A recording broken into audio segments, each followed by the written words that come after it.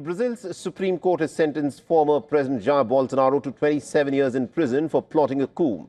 The judges voted 4-1 to convict Bolsonaro of plotting to overthrow Luiz Inácio Lula da Silva following his October 2022 election defeat by the left-winger.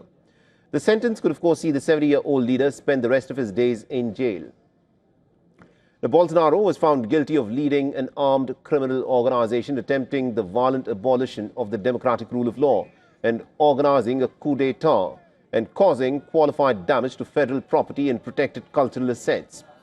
The defense lawyers for Bolsonaro say that they will appeal this verdict. I set the final sentence for the defendant Jair Bolsonaro at 27 years and 3 months, consisting of 24 years and 9 months of imprisonment and 2 years and 6 months of detention.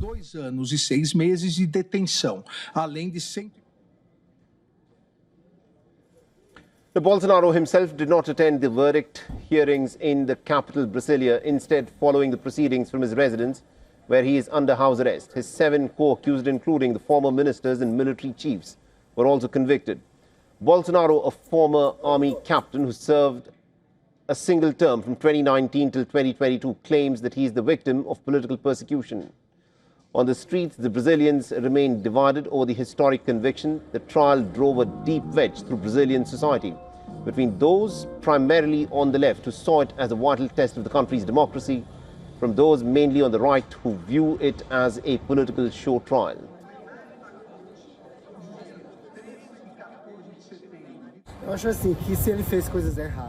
I believe that if he did wrong things and the court judged him with the evidence that was presented and according to the law, a conviction would be well received by the court that conducted the trial.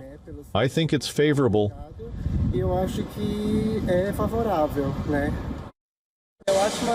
I think the condemnation is shameful, to be quite honest. I think it's unfair. The trial has also led to an unprecedented crisis in relations between the United States and longtime ally Brazil. Washington was quick to respond to the conviction. The Secretary of State, Marco Rubio, has said that the United States will respond accordingly to what he called a politically motivated witch hunt. The Trump, who had levied steep tariffs on Brazil as punishment over Bolsonaro's prosecution, labelled the verdict very surprising.